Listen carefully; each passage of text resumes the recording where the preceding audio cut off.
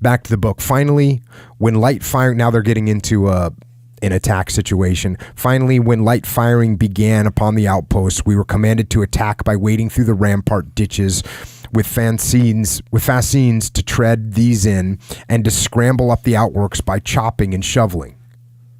When I stood in the ditch, each first soldier had to pull up the next one with his rifle. The ramparts were of sand, and everyone frequently fell back again because of the attack of the enemy, or just because of the sliding sand. Yet in that place, the huge cannonballs flew above us, thundering so violently that we would have believed the earth would burst to pieces. When everyone was almost on top of the earthwork, the Prussians were slaughtered with great vigor, and the rest took flight into the gate. Then we too wanted to gain possession of the gateway in order to enter the city, but at this critical time many of these Prussians were shot along with our men by small and large guns, and the gate was closed. Since all sorts of shells and rockets broke out of the fortress like a cloudburst, we had to take flight. Those who meanwhile were scrambling up the outworks had to jump from the fortress into the moat along with their prisoners, and all the rest had to do likewise. During this retreat, many fell on bayonets, many drowned, and many of us were also brought into the fortress as prisoners and sent away to Danzig by sea. Now, it's interesting, this guy, the way he writes, it's very matter-of-fact as to what happens. And again, this is a relatively, I'm going to take you through 3 campaigns. This is the first one.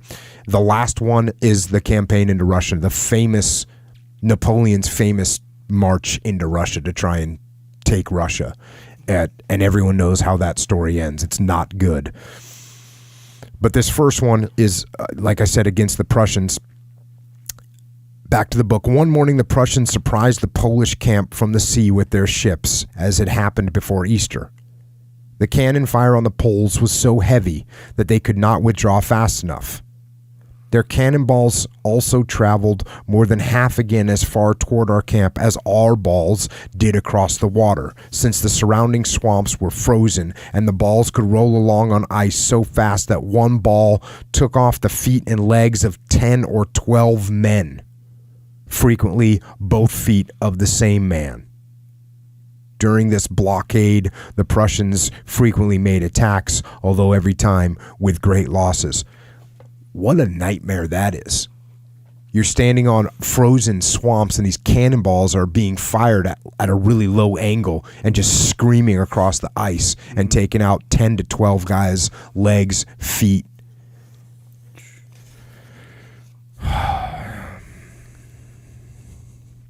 Going back to the book, when I arrived in this field, I hastened to look for my brother, who was in the Lillenburg regiment.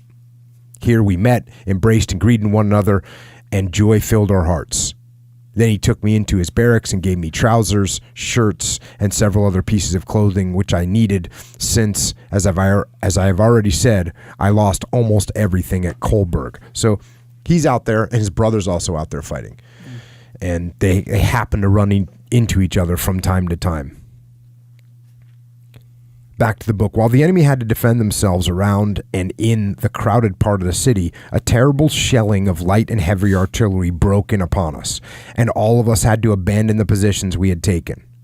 Large mines were exploded in the breastwork, and everywhere there flew rockets, so-called pitch rings, which could be put out only with small boxes as they fell on the ground. If anyone would or could be an onlooker at frightful explosions, he could get the finest view at a fortress attack, which is a more remarkable sight by far than a battlefield. The bombs and grenades crisscrossing in the air in such great numbers, all floating like balls of fire in the air and exploding or bursting in the air or on the ground with a small cannon report, the slow ascent of each shell, the fast descent, often also a collision of them in the air.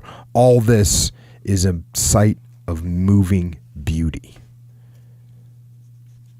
So you get kind of a sense for how much firepower, and again, you don't really think of that very often of how these battles would take place and how much firepower there is. But there's obviously massive amounts of rocket fire, grenades, cannons, rifle. Horrible. And that's the first section, that first campaign against Prussia is relatively short. They achieved victory in that campaign. And he goes back, like I said, he goes back like a reservist to his normal life. And when he goes back to his normal life, survives that way for a while or lives that way for a while, and then he gets recalled